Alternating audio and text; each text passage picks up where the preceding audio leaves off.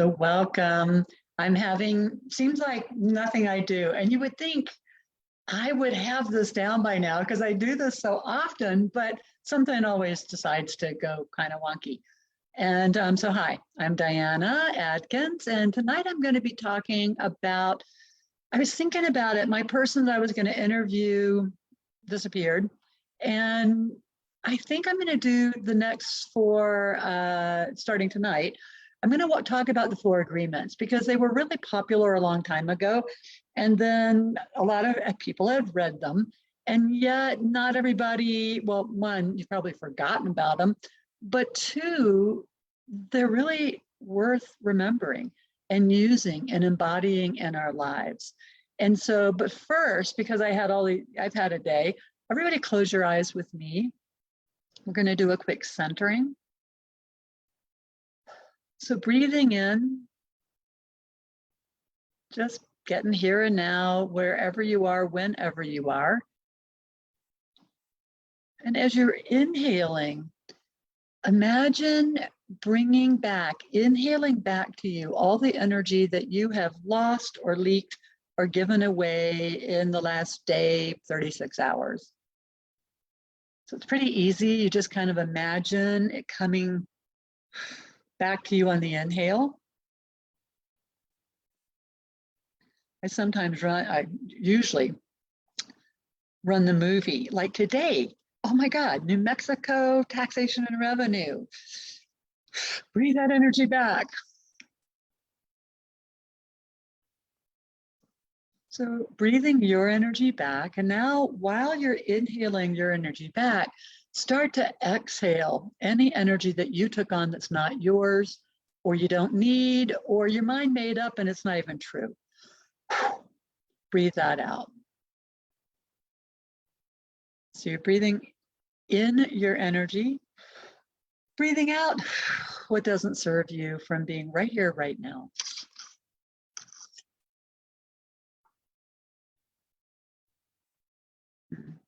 Taking one more breath.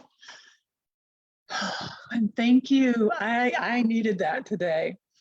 And so I don't know if you guys know, I am like a big Toltec. I left Lama in 2000 and where am I?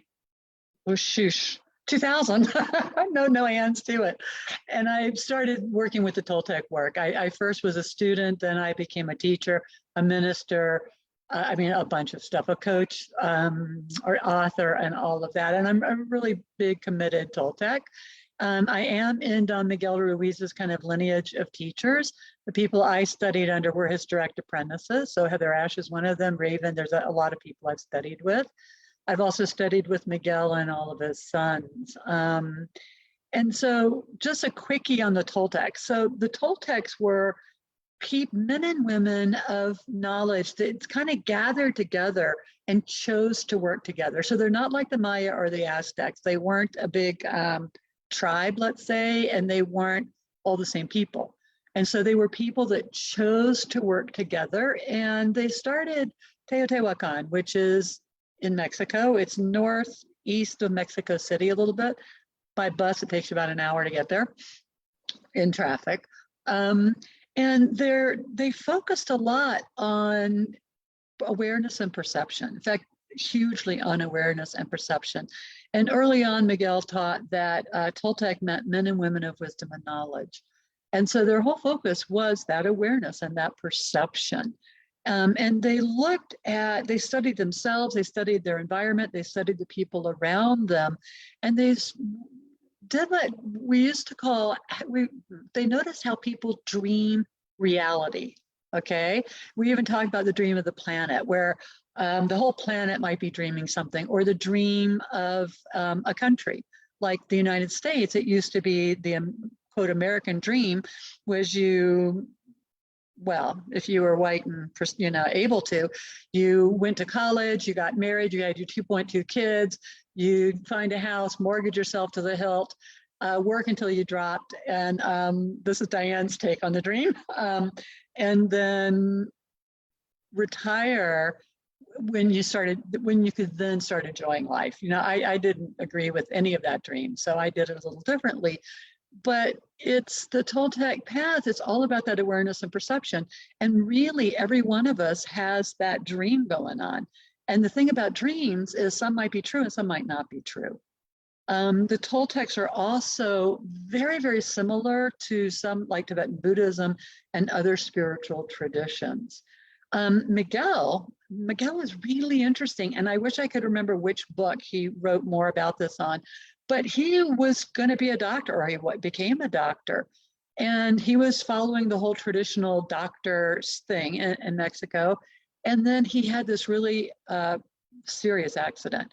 And in it, I mean, he thought it might have been a dream, but where he has this big crash and he's getting everybody out of the cars. And it later turns out that it was this kind of very magical thing that happened. But read about it in his books. You can Google Don Miguel Ruiz major accident in Mexico, and you probably come up with it. But after that, it kind of shook him up and woke him up. And it was around something very unusual happened here. Something kind of out of body happened there. And so he went to his mother, and particularly his grandmother. And his grandmother was Sarita. And I was blessed to be able to meet her before she passed as well. And he went to them and to his family to start learning that ancient wisdom of the Toltecs and returning to that. And part of the reason was that after the conquistadors and all that was going on, the Toltecs, like the Maya and a lot of the others, they had to go underground. And so they became primarily oral traditions. And so Miguel began studying with his grandmother and grandfather and mother, but he then kept going with it, let's say. And then I've had a number of people ask me, well, don't you feel like it's misappropriation for me to study something that's come from Mexico? And my response every time is, you need to ask Miguel about that, because Miguel's the one that chose to bring it to the West, per se, and to start teaching all of his apprentices and his students in the world. And my personal belief is that a lot of indigenous and native cultures, they don't need it as much as white people do, because our cultures have lost a lot of the sacredness, a lot of the transitions that other cultures mark as vital and important. But the short of it is, Miguel, I would be a fool not to have learned and studied. And it wasn't easy. Everything I had to go through to be a Toltec teacher and all of that, and a certified minister, it took a lot of work, but that work is my own internal work. And I had to prove that I had learned a lot of what I share here with you. And so he created the 4 agreements really to help his apprentices. He was watching how his apprentices would suffer. And he designed the 4 agreements. I mean, I think it was just part of the way it worked, but he's, what's the word? Put it into words in order to help his apprentices to become free. And it's now offered for the whole world and as one way to come free. And I can honestly say, I think that huge, vast levels of freedom can be attained if you embody the 4 agreements. And so the key to bringing any of the agreements really into your life is that you've got to stop the judgment, folks. Moving into a place of non-judgment, starting with yourself and particularly with yourself. And part of that is because it's like you, me, all of us, we go and we set an intent, we're going to do something. And then what happens is every single thing that could come up between you and your intent arises. All these obstacles to be cleared away. The 4 agreements can help it be easier. But if you start with non-judgment and just realize, okay, life's happening. In fact, yeah, life happens. I'll give you an example of today, and I've had to be impeccable with my word. I've had to use all the 4 agreements today. So I had set out, I've got this whole program I'm trying to finish designing. And the first thing that happens is I get breakdowns in my students, their telecommunications. I have to stop what I'm doing and fix that. Then the state of New Mexico taxation and revenue, who I'm really having an argument with, one branch contacts me. and I have to deal with that. Then the other branch, the actual auditor, who we're already done, contact. I mean, I literally worked all day on everything that was vitally important, except what I had set out to work on. And it drives me crazy. So I had to be impeccable with my word when I was responding, because trust me, and then the last one I got was a taxpayer advocate. And I was like, hallelujah. And she said, I'm sure they'll figure it out. And I just, I calmed it down. And I said, I think you have a lot more confidence than I do. I mean, there's just no way. And sure enough, probably 5 minutes later, the auditing department writes me back and they're not getting it at all. So using the 4 agreements to keep ourselves in line and to support ourselves and help us to walk through our own obstacles. And so the very first one is be impeccable with your word. And the word impeccable, I re-looked it up right before this class, is to be faultless or of really high standards. And I love that part of it, faultless and of high standards. Miguel used to say that it meant without sin and without going against yourself. Okay, so without sin, faultless, of high standards. But in this today, I'm going to focus on without going against the self. And so being impeccable with your word, it's not just about our thoughts. It's also about our actions and what we do. And if you feel into it, there's a really big difference between simply just being impeccable with your word.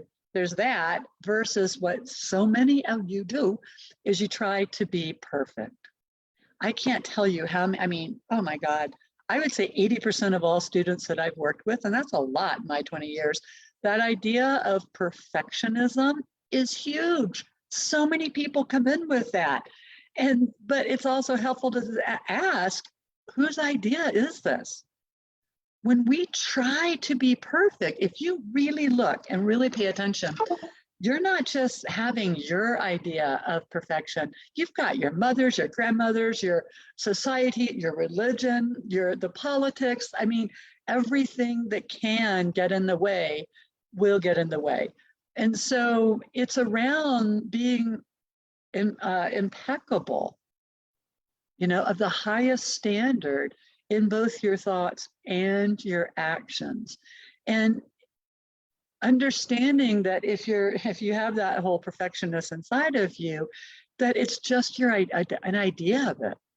Everybody else has a completely different idea of what perfectionism means. And I don't know about you, but I've heard that people say, if it's true, it's always true. The truth is always the truth, no matter what. Now, I could argue that till the cows come home.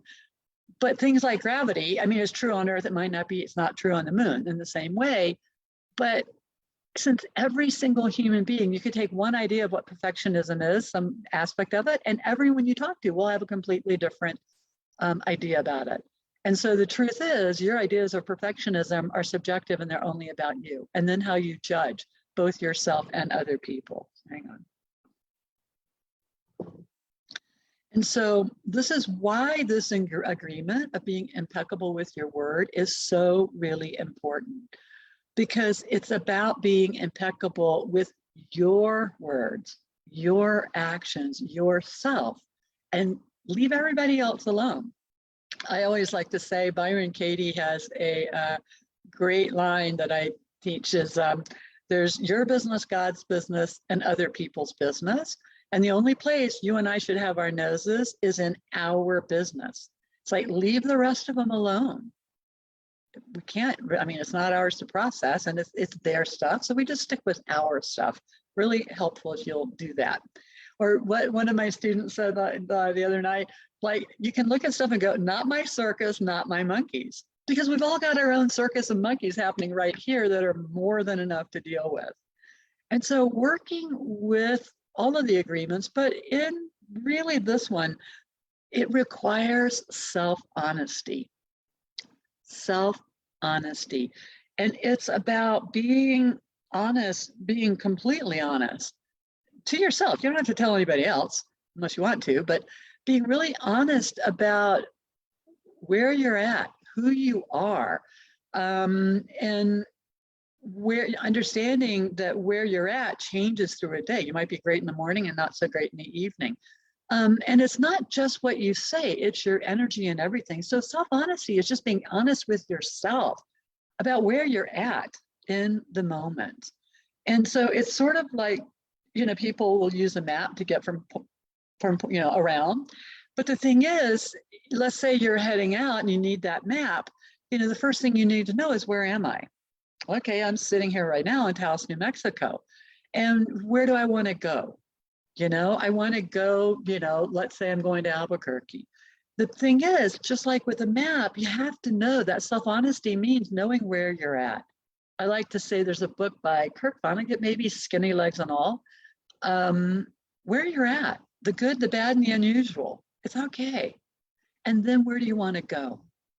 And for me, I've got over 20 some years of working with students. And one of the things that the tools that a teaching tool was, they had to write their what they wanted on a board that we later used for like breaking hours and bending rebar. But all the time for all those years, I would put a heart with wings on it and the word freedom in the heart, because that has been my primary goal and my intent. So where I was, let's say 20 years ago, is vastly different. And where I wanted to go is freedom. And now I'm not completely there, but I'm I'm 80% of the way there. I mean, I also figure you're going to live life anyway, so why not pay attention as you're doing it? Because we can get there. And so self-honesty is knowing where you're at right this moment, and also where you want to be. And to do that, it really does mean, I talked about non-judgment, right? What I tell my students is, you're learning here. You're learning here. I'm learning here. Every teacher, my belief is, when we stop learning, then it's okay to die. Okay. But as long as we're alive, we are learning here. But what happens inside of us is we expect ourselves to be perfect from the get-go. Oh my gosh, I get my student coaches, so they take a course so they can learn how to be coaches. But then when they get to the peer coaching, they think they should already know it. And I'm constantly saying to folks, you're learning here. It's okay. I know, as a teacher, I know you're learning here. So give yourself a break, because all of us are learning here. And if you don't, you're going to be living with that judge inside of you that's going to keep beating yourself up, when the truth is, you're learning here. And of course you can learn this or do this or change this. And so it's really about looking at yourself with a whole lot of compassion, understanding that you're learning here. And even interestingly, self-honesty is something a lot of people have to learn. Because again, that perfectionist says that we are supposed to be perfect. We're not supposed, if you're spiritual, you're not supposed to get angry. You're not supposed to have too much fun. I mean, there's this whole idea about what being a spiritual person is, or a mother is, or a good parent is, or a good therapist, or a good coach, or a good carpenter. I mean, we've all got these judgments that are set up from our domestication, from the dream. Remember the dream of the planet, the dream of a culture, the dream of sometimes regions, the dream of religions. So all of that's going on. And what often happens is that perfectionist that lives inside of so many of us, or all of us at some points, if we don't keep an eye on it, if we don't become really aware, that is what is taking us out. And so what's going to happen, if this is about being impeccable with your word, which means being really honest with yourself, you're going to go into a situation. Your perfectionist is going to say, okay, you feel like crap, but you got to smile at everybody. And so a friend comes up and says, hey, Diana, how you're doing? My perfectionist is going, I can't be honest. I have to put on the Southern girl. I was raised a Southern belle face. Oh, I'm doing so fine. And I am lying through my teeth, because I'm not doing fine. But that's not being impeccable with my word. And so one of the ways that I've worked with this is, one, I gave up worrying about what anybody else thinks. Two, I realized I didn't have to tell everybody everything. And so somebody might come up and say, hey, Diana, how you doing? And if I'm having a rough day, I'll just say, yeah, it's been kind of a rough, long day, period. I don't have to say anymore. And without fail, they go, oh yeah, I know, I've been there. All right. I am still being impeccable with my word. So for me, it means I'm not lying either. Now, does it mean I have to tell the truth 100%? No. I mean, there are shades, and each of us gets to figure that out for ourselves. It's like let's say I'm coaching you today, and let's just say I've had a really crappy day. And if you as the client come on and say, how are you doing? And I say, oh my God, I've had the crappiest day. You as a client, you're going to wonder if I can work with you well. So instead of that, what I would say, it's been a really interesting day, but I've taken a break and I'm ready to go. And all of that would be true. I would be being impeccable with my word and my actions, because I wouldn't coach you if I couldn't, even to start with. And so being impeccable with your word, in this case, we're talking about primarily inside of yourself. It does apply to other people though, but it's about simply being honest of where you are right now. And to understand too, that because this applies to doing your best, which is another of the agreements, understanding that where you are, it changes. You might wake up and be a morning person and you're raring to go and you kind of crash in the evening. Or you might be like me, I'm more of an evening person because I teach and coach at night a lot. And in the mornings, I say, give me my tea before I have to, I take on my day. And so it's simply about where you are in the moment. And then the other part of being impeccable with your word that Miguel at least stressed was that big issue around gossip. Gossip. Most of us really hate gossips. And having said that, I can't tell you how many people that are afraid to say anything because they're terrified they're going to gossip. So it really does involve like looking and answering for yourself. What is gossip? And gossip, when I feel into it, and especially when I look into the intent of, from what I understand of Miguel and his work, gossip is just about not kind of telling stories about yourself or anybody else. Okay, so gossip doesn't mean we don't share, but it means that we kind of keep it around ourselves. And one of the things for me, and I kind of do struggle with this sometimes, because as a coach, so many people talk to me. I mean, people talk to me all the time about their life, and and it's great. But then we might start talking about somebody we know in common. And for me, I have to decide, do I use an example from a mutual acquaintance as a teaching moment? Do I let it go? Do I address it at all? Or do I shut the conversation down?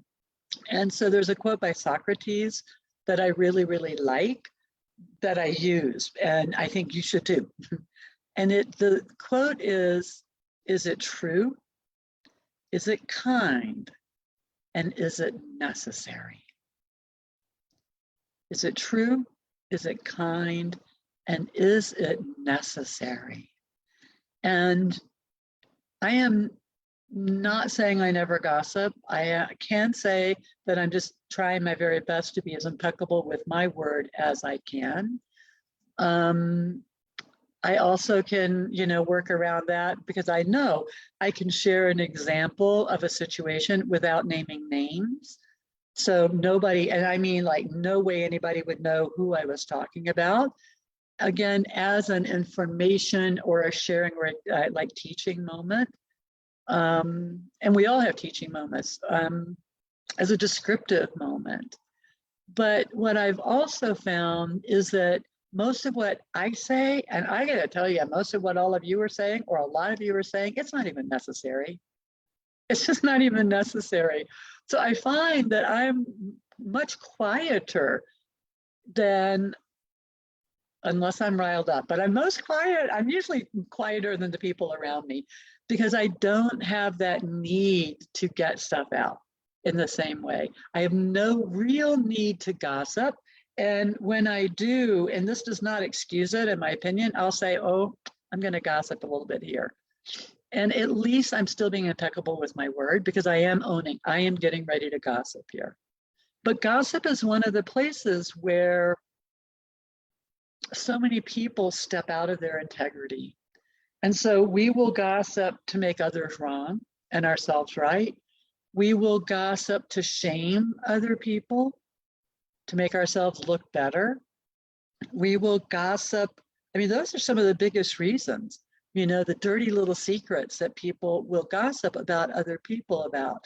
So if you honestly look at it, I mean, what the heck's going on? Or what do you think is going on? And it's that you're trying to make somebody else look bad, and bad by bad in general, or bad by worse than you, so that you can look better than them. And there's or I know people will got like the politics with right now going on. They're telling all kinds of stories because they want to pull you into their side. Both sides are doing this. And so from the perspective of Toltecs and from the perspective of the Four Agreements, being impeccable with your word boils down to a heck of a lot of self-honesty and an honoring of where you're at. It's not a condemnation. It's a simple awareness. Okay, I'm here. I got my mouth. I want to go there. And I'm halfway there. Like me, I'm maybe 80% of the way there, but I'm not there yet. I still gossip sometimes. And so it's really around yourself. Everything that Toltecs do, all of the philosophy, the whole friggin' point of the philosophy and the psychology is around gaining self-awareness and note self-awareness. Well, and when you learn, you'll also become aware of other people, but that's not the focus. And so being impeccable with your word, you're not judgmental about it. You're looking at yourself really honestly. You're understanding where I am right now. And when you interact with other people, my support to you is to ask yourself before you talk or while you're talking, is it true? Is it true? Is it necessary? And what was the other one? Oh, is it true? Is it kind? And is it necessary? And if it's not, stop talking. Zip. Put a lock on it. And so being impeccable with your word is the first of the Four Agreements. I had to look it up because I remember them usually all, but I always get them out of order. And today and for this next 4 times, I'm going to stay really in alignment with as they were taught. So that's the very first. And I will be sharing on my next Wisdom and Wine, the other 4 agreements. And Wisdom and Wine is the second, I mean, I'm on like the second and fourth. Yeah, second and fourth Thursdays, 6 o'clock. And that pretty much goes throughout. And so the next time I will be back with the next agreement, unless I find somebody to interview that can make it. Oh, I'm in the wrong month. I was going to tell you the completely wrong thing. Will be the 22nd. So blessings, all of you.